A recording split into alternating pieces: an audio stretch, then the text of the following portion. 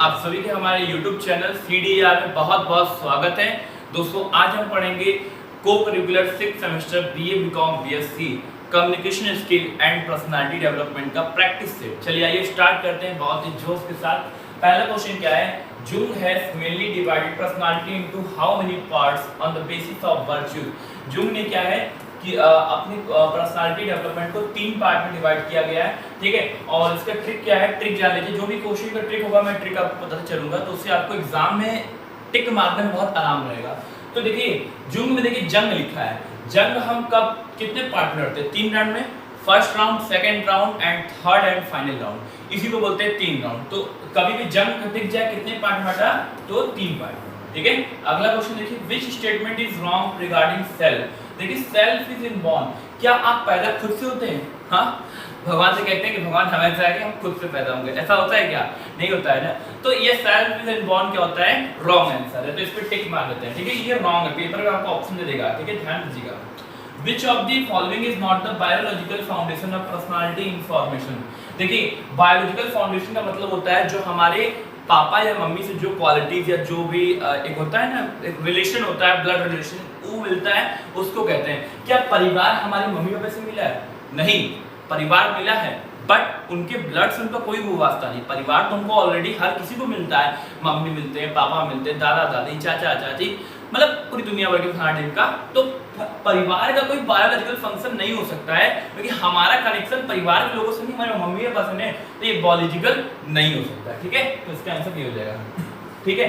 अगर देखिए according to Freud to girls complete during the period of Electra. देखिए लड़कियां जो होती हैं वो किससे कंपटीशन करती हैं? वो अपने माँ से करती हैं, फ्रॉम मदर। अब पूछिए क्यों सर? अभी आपको बोल दिया था कि खाना बनेगी, तो आप क्या सोचते हो? आप क्या सोचते हो कि मैं ये खाना है वो मम्मी से अच्छा बना दूं? अभी मैं बोलूं कि जाओ, एक ऐसा है कि कुछ अच्छा बना के लाओ, तो अक्सर बेटियां जो होती हैं वो अपने माँ से कंपटीशन करती हैं, अपनी मम्मी से कंपटीशन करती हैं। क्यों करती हैं? क्योंकि वो सोचती हैं कि हम अपनी मम्मी से कुछ अच्छा करके दिखाएं, क्योंकि वो जैसा बनाती है उनसे अच्छा करना ही उनका एक टारगेट होता है, ठीक है। तो इसलिए अक्सर बेटियां जो होती हैं वो अपने माँ से ही कंपटीशन करती हैं। अगला देखिए, who introduced the concept of self actualization. Self actualization की थ्योरी किसने दी है? मैस्लो ने दी। जो हमारे कॉमर्स के बच्चे होंगे वो जानते होंगे कि सेल्फ एक्चुअलाइजेशन की थ्योरी मैस्लो ने दी है। अगला देखिए, what is Adler psychology called. Adler की साइकोलॉजी क्या कॉल करते हैं? Individual psychology. क्या कहता है? Individual psychology. क्यों कहा जाता है? कि भाई ट्रिक क्या है, जान लीजिए।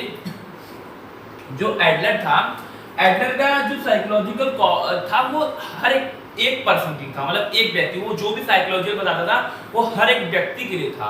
तो हर एक व्यक्ति क्या होता है? इंडिविजुअली होता है। अकेला को क्या बोलते हैं? इंडिविजुअली बोलते हैं। तो आएगा कि एडलर की साइकोलॉजी थ्योरी, तो आप टिक मारिए किस पे? Individual psychology. अगला देखिए, the method of bringing out the unconscious desires of person is called. देखिए हमें अगर किसी पर्सन की दबी हुई इच्छाओं को बाहर निकालना है तो कौन सा मेथड यूज करते हैं? प्रोजेक्शन मेथड यूज करते हैं। अगर हमें किसी पर्सन के अनकॉन्शियस, मतलब जो अंदर वो दबा कर रखा है, बहुत टेंशन में है कि कहीं किसी को बोले तो डांट ना दे, होता है ना, हमारे मन में बहुत सारी इच्छाएं होती हैं, वो दबी की दबी रह जाती हैं। क्यों दबी? बोलेंगे कोई इज्जत करेगा नहीं, बेइज्जत हो जाएंगे, ठीक है। मन में इच्छा रहता है कि यार काश एक अच्छा सा मतलब फर्स्ट क्लास की गाड़ी मिल जाती, लेकिन पापा के पास पैसे नहीं, वो मना कर देंगे, तो वो अनकॉन्शियस डिजायर हो गया, क्योंकि आपने पहले टेंशन ले लिया कि पापा मना ही करेंगे। उनको आपको पता था रिजल्ट यही होने वाला है। बेटियों को क्या होता है, लड़कियां क्या सोचती हैं कि यार एक अच्छा सा कपड़ा ले लेते हैं, लेकिन उनके मन में ये रहता है कि क्या मेरे पापा मुझे दिला पाएंगे, क्या कोई चीज डिमांड है तो क्या मेरे माँ बाप पूरा कर पाएंगे। यही नहीं, सिर्फ और कुछ भी हो सकता है, कोई डाउट हो गया, कोई कॉन्सेप्ट हो गया, कोई टेंशन हो गया, जो बच्चे अपने मन में दबा कर रखते हैं और वो दबा का दबा ही रह जाता है। इसी को हम लोग बोलते हैं अनकॉन्शियस डिजायर।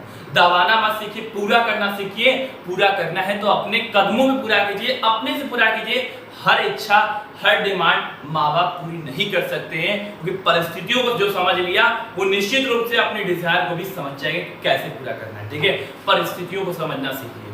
तो हमारी जो अनकॉन्शियस डिजायर होती है उसको बाहर निकालने के मेथड को क्या बोलते हैं? Projection method. इस मेथड के अंडर में क्या करते हैं? हम किसी पर्सन के डिजायर को बाहर निकाल सकते हैं। अगला क्वेश्चन देखिए फटाफट, 8 number question, which of the following is not a technique Which of the following is not a technique of self control? तो इसमें से कौन सी टेक्निक सेल्फ कंट्रोल की नहीं है? देखिए सेल्फ ऑब्जर्वेशन बिहेवियर होता है, स्टिमुलस कंट्रोल होता है, सेल्फ रेगुलेशन होता है। क्या आप बताइए सेल्फ स्टीम होता है? सेल्फ स्टीम में मतलब क्या होता है? आत्मसम्मान। क्या आत्मसम्मान कोई जो है टेक्निक होता है सेल्फ कंट्रोल करना? ही आत्मसम्मान तो एक सेल्फ रिस्पेक्ट की बात करते हैं, स्वयं की इज्जत की बात करते हैं, तो उसमें कोई टेक्निक नहीं होता, ये कोई कंट्रोल थोड़ी नहीं हुआ, ये तो एक सम्मान की बात हुई ना।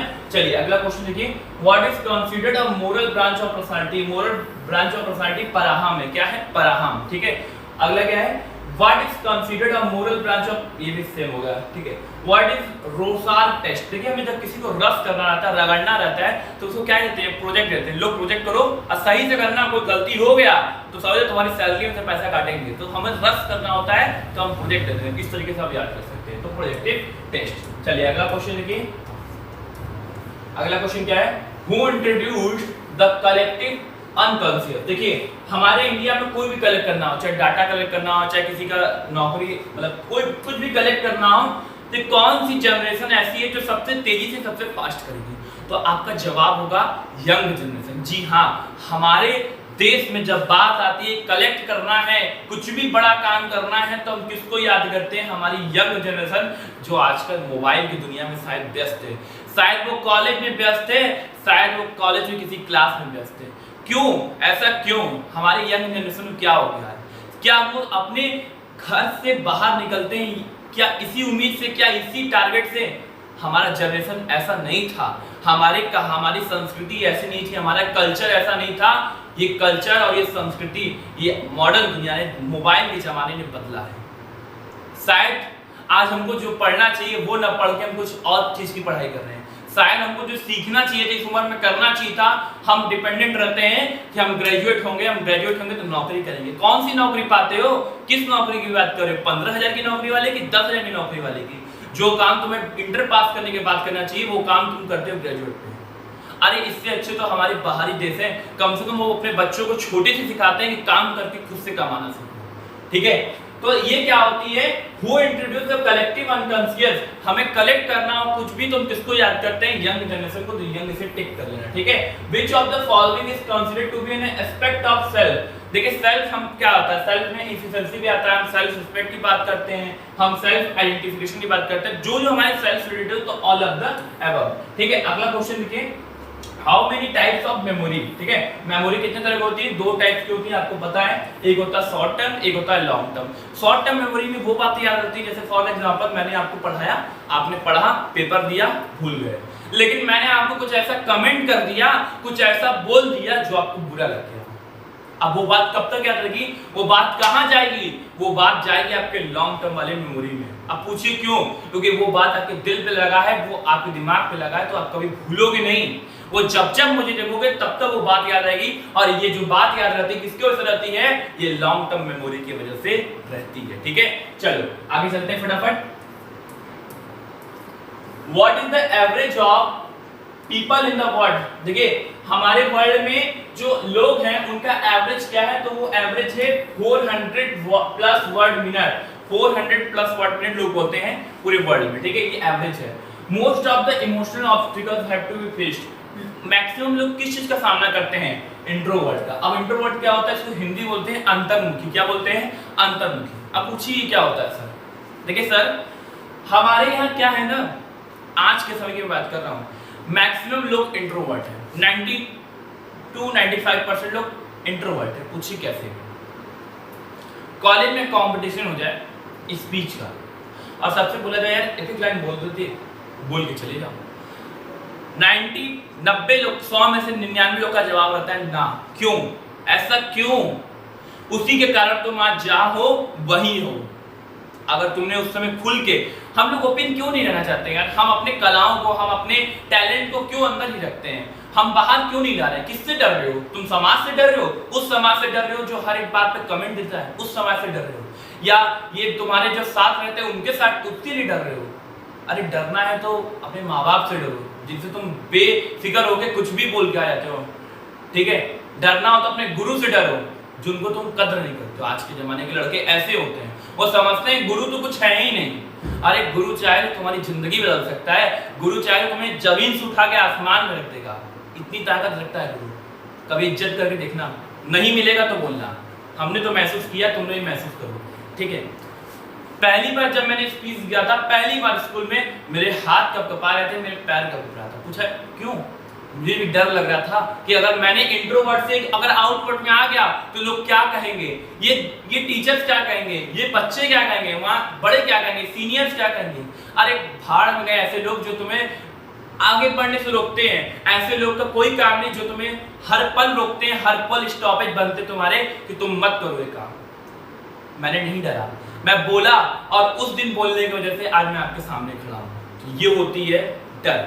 तो हमें क्या करना है, most of the emotional people, लोग इमोशनल क्यों होते हैं? क्योंकि इंट्रोवर्ट होते हैं, ठीक है। वो अंदर ही अंदर सब रखना चाहते हैं, बाहर कुछ नहीं एक्सपोज करना चाहते हैं, इसलिए जितना उनके पास रहता है उतना ही रह जाता है। फर्क इसी बात का। चलिए अगला क्वेश्चन देखिए, what is type of fear rejection. देखिए हम किस चीज को डरते हैं कि अस्वीकृत हो जाएगा। रिजेक्शन मतलब क्या होता है? अस्वीकृत। स्पीच ऑफ एंजाइटी, जो मैंने बताया, भाषण की चिंता, एंजाइटी को कहते हैं चिंता बोल सकते हैं। स्पीच एंजाइटी, कहीं मैंने बोला तो मेरा दोस्त क्या बोलेगा, कहीं मैंने बोला तो लड़की क्या कमेंट करेगी, कहीं मैंने बोल दिया, मैंने भाषण दिया, हमारे सर क्या कहेंगे, कहीं मैंने बोला तो मेरा जूनियर क्या कहेगा।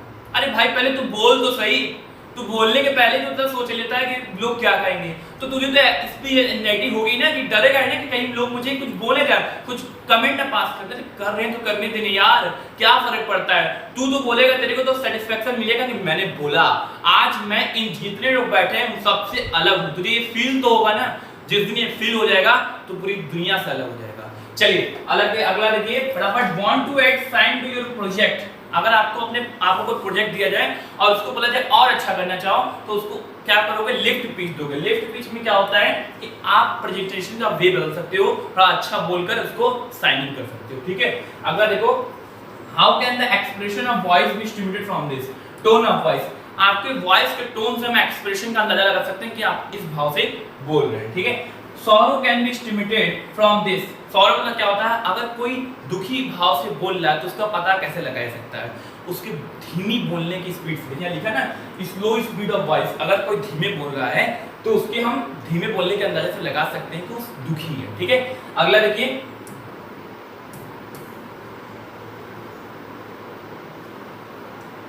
Do you speak fast when there is. आप तेज कब बोलते हैं? तीन ऑप्शन है, कोई इमरजेंसी हो तब, कोई अर्जेंट टास्क हो तब, एक्साइटिंग न्यूज़ हो तब, या all of the above. All of the above होगा। पूछिए क्यों? क्योंकि अगर कोई इमरजेंसी आ जाए, फॉर एग्जांपल बहुत बड़ा पहाड़ टूट पड़े तो हम चिल्लाते हैं इमरजेंसी इमरजेंसी, मतलब जो प्रॉब्लम तो चिल्लाते हैं। कोई टास्क मिल जाए, जंग लड़ना है, जंग लड़ना, अभी आया था ना एक टास्क, अर्जेंट टास्क, पूरी दुनिया, हमारे इंडिया, पूरे भारत के लिए चैलेंज था अपने देश को बचाना। तो ये भी क्या थी? एक तेज बोलने वाली चैलेंज थी। और एक्साइटिंग न्यूज, फॉर एग्जांपल आपकी सरकारी नौकरी लग गई फर्स्ट क्लास की, तो आप एक्साइटेड बोलोगे मेरी नौकरी लग गई, मेरी नौकरी लग गई, तो आप खुश हो गए। तो all of the above. What is the variation of pronunciation. हम प्रोनाउंसिएशन क्या करते हैं वो किस पे डिपेंड करता है? सिलेक्शन ऑफ वर्ड पे। हम ऐसे वर्ड को क्यों चुने जो हमें टफ लगता हो, हमें कठिन लगता हो। हम ऐसे वर्ड को चुनेंगे जो हमारे लिए इजी हो, हमें बोलने में, एक्सप्रेशन में आसानी हो। चलिए अगला देखिए, sound should be projected all round. देखिए हमारा जो साउंड रहता है वो कम से कम इतना रहना चाहिए कि 15 से 20 फीट लोग सुन सके, 15 से 20 फीट, ठीक है। अगला देखिए, अगला क्वेश्चन क्या है? Good speaker have this ability. एक अच्छे स्पीकर, स्पीकर मतलब किसको कह रहा है? जो बोलता है, जो वक्ता है। एक अच्छे बोलने वाले का अंदर क्या क्वालिटी होनी चाहिए, क्या एबिलिटी, योग्यता होनी चाहिए? क्विक एनालाइज, कि सामने वाला कैसा कंडीशन है, कैसे लोग हैं, किस एज के पीपल है, क्या बोलना है।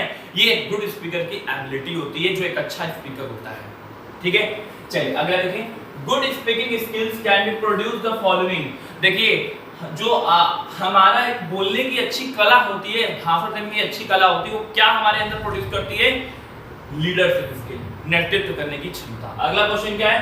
The term interview refer to conversation between the following, both A and B, interviewer and interviewer, ठीक है। जो इंटरव्यू लेता है और जो इंटरव्यू देता है, ठीक है।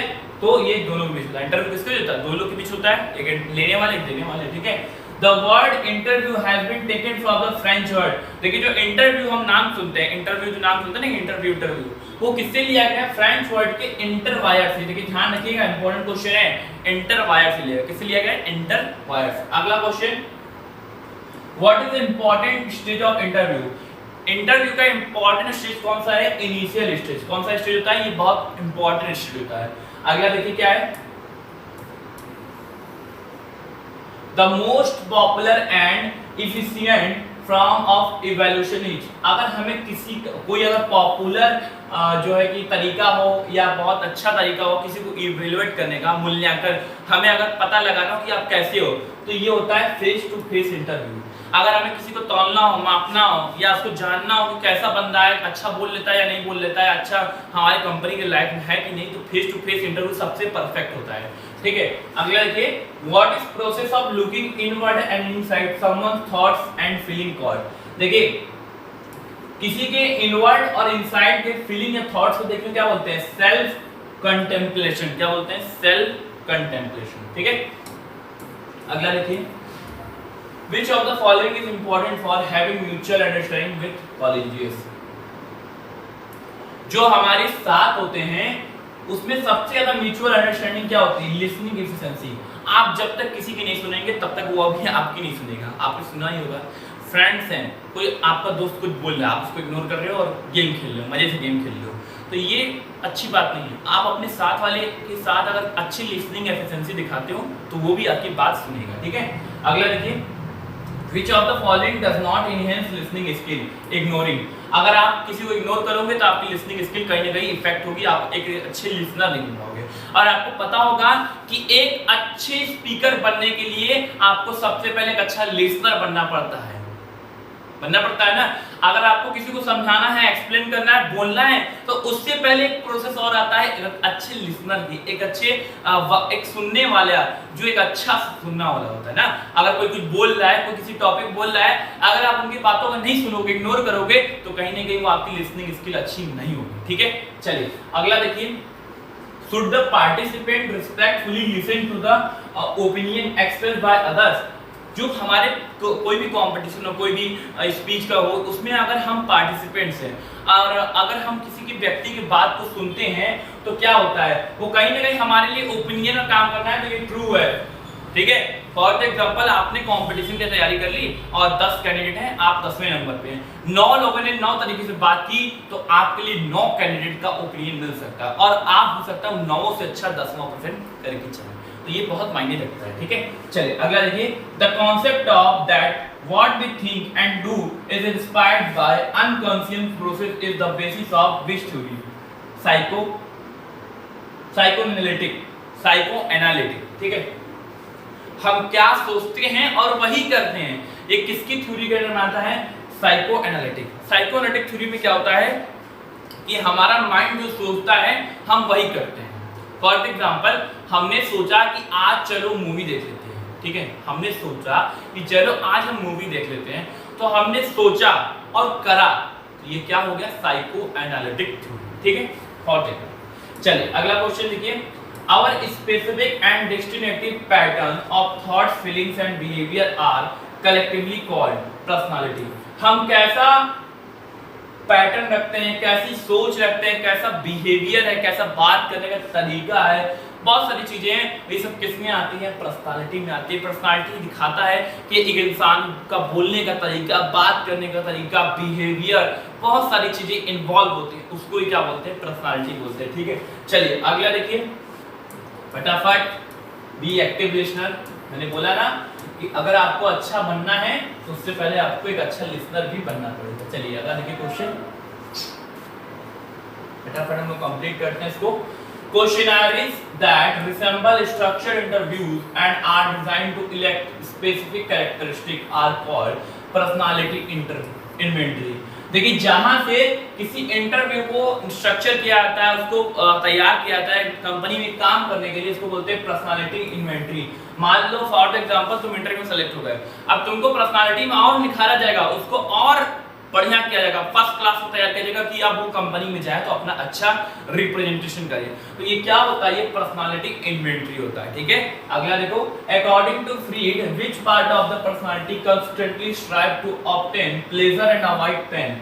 देखो पर्सनालिटी में कौन सी ऐसी चीज है जो व्यक्ति को अवॉइड करनी चाहिए, वो है आइडेंटिफिकेशन। ठीक है, अगर तुम इंटरव्यू में जा रहे हो तो तुम्हारी आइडेंटिफिकेशन अच्छी सही होनी चाहिए, सटीक होनी चाहिए। बाद में अगर वो गलत निकल गया तो तुम्हें पेन होगा। ठीक है, which part of the body is most expressive in terms of displaying emotion. अगर हमें इमोशन को शो करना है, हमें टर्म्स को एक्सप्लेन करना है, तो बॉडी का कौन सा पार्ट है जो सबसे ज्यादा एक्सप्रेस कर रहा है उसको, तो हमारी आंखें। आंखें बहुत कुछ कह जाती है कि नहीं। कभी कभी आंखें सही तरीके में इस्तेमाल होती है, कभी कभी गलत तरीके में, तो आंखें के बहुत एक्सप्रेशन है। ठीक है, चलिए अगला क्वेश्चन देखते हैं फटाफट। 14 number, What do crossed arms often indicate in body language? देखिए, जो हमारे आर्म्स होते हैं वो क्रॉस करते हैं बॉडी लैंग्वेज डिफेंसिवनेस। ठीक है, firm handshake is often associated with of the following symptoms।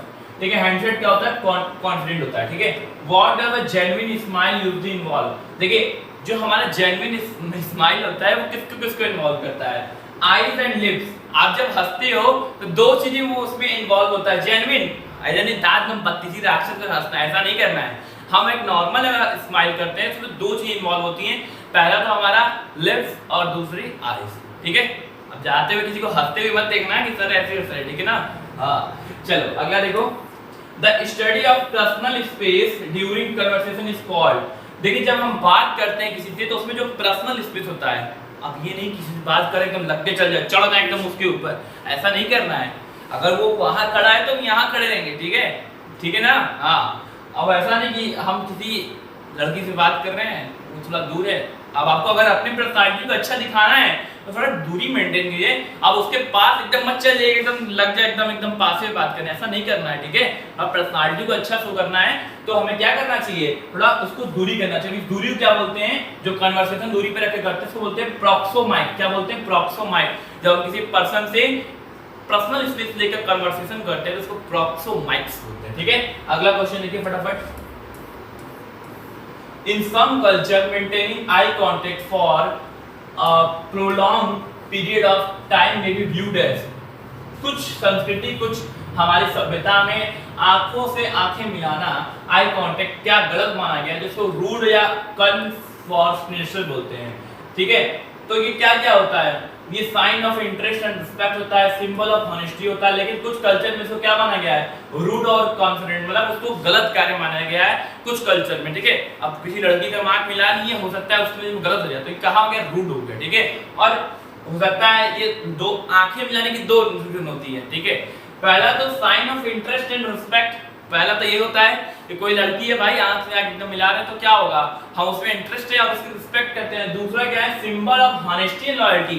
अगर कोई आंख से आंख मिला के बात कर रहा है तो बंदा या तो बहुत लॉयल है और बहुत ईमानदार है, उसके अंदर कहीं भी दाग नहीं लगा तब वो आंख से आंख मिला के आपसे बात करेगा। ठीक है, और तीसरा क्या है, जो कल्चर वाला बोल रहा था, ये क्या होता है, रूड और कन्फ्यूजन होता है, बहुत सारे कल्चर में होता है ऐसा। ठीक है, कि आंख नहीं मिलाना चाहिए। What is common way to show agreement or understanding during a conversation? जब हम बातचीत करते हैं हमें क्या करना हो, उसमें एग्रीमेंट में जो है कि अंडरस्टैंडिंग करना हो तो हम क्या करते हैं, सीकिंग द हेड, हम सर हिलाते हैं ना, अच्छा है, ठीक है, तो हम बात करते हैं ऐसे करते हैं ना, तो ये सीकिंग द हैंड इससे आता है, इसमें आता है। Community radio is a type of radio service which service who interest. देखिए, जो कम्युनिटी रेडियो होती है वो लोकल ऑडियंस के ऊपर होती है। ठीक है, फॉर एग्जांपल हम बनारस के हैं तो हम सुनते हैं मिर्ची 99 रेड एफएम बनारस एफएम के साथ, तो ये लोकल ऑडियंस पे डिपेंडेंट होती है। Communication with self is known as, हम अगर खुद से बात करते हैं तो क्या होता है, वो होता है इंटरपर्सनल कम्युनिकेशन। कौन सा कम्युनिकेशन, इंटरपर्सनल कम्युनिकेशन। ठीक है, हाँ, before 1936 all India radio was known by this name. 1936 के पहले जो ऑल इंडिया रेडियो था वो किस नाम से आया था, ब्रॉडकास्टिंग सर्विस ऑफ इंडिया। क्या नाम से, ब्रॉडकास्टिंग सर्विस ऑफ इंडिया। अगला देखते हैं, अगला देखिए फटाफट बच्चों।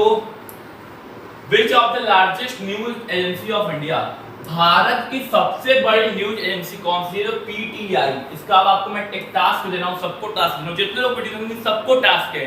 ठीक है, एक अगर आप अच्छे बच्चे हो, आज आप अपने दिखाओ कि नहीं हमारे अंदर भी एक जोश है, एनर्जी है, हमारे भी वही भारत के बच्चे जो हम कल थे, जो हमारे पूर्वज रहे। ठीक है, तो क्या करना है, पीटीआई का फुल फॉर्म फटाफट सर्च करना। आज मैं आपको टास्क दिलाऊं, देखता हूं कौन कौन टास्क पूरा कर जाता है। पीटीआई का फुल फॉर्म मुझे YouTube चैनल कमेंट पे चाहिए, और मैं देखता हूं कि ऐसे कितने बच्चे हैं जो आज भी दिखा सकते हैं कि नहीं मेरे अंदर वही जोश है जो आज से 20 साल 50 साल पहले हमारे दादा के अंदर जोश था। ठीक है, तो पीटीआई का क्या है, हमें फुल फॉर्म चाहिए मेरे YouTube चैनल के कमेंट पे इसी वीडियो पे। ठीक है, the exclusive educational child of IGNOU is known as, IGNOU के एजुकेशनल चाइल्ड को किस नाम से जानते हैं, ज्ञान दर्शन। किस नाम से, ज्ञान दर्शन। ठीक है, तो ये 50 क्वेश्चन का सीरीज था आपके लिए, और ये बीए बीकॉम बीएससी 6 सेमेस्टर के जितने स्टूडेंट हैं जो भी हमारा वीडियो देख रहे हैं, आप सभी को बहुत बहुत बधाई हो, आपका पेपर बहुत अच्छा जाए। और इसी तरह जुड़े रहिए, इसी तरह का वीडियो, और बीच बीच में हो सकेगा तो इसी तरह से संबंधित जो भी टॉपिक रहेगा उससे ज्ञान जरूर मिलेगा। और सब कीजिए, लेकिन अपनी संस्कृति अपनी सभ्यता को मत भूलिए, क्योंकि जो अपनी संस्कृति और सभ्यता को भूल गया वो इंसान किसी काम का नहीं। ठीक है, हमारी संस्कृति हमारी सभ्यता ही हमारी पहचान है। ठीक है, चलिए आज की इतना ही, आप सभी को जय हिंद।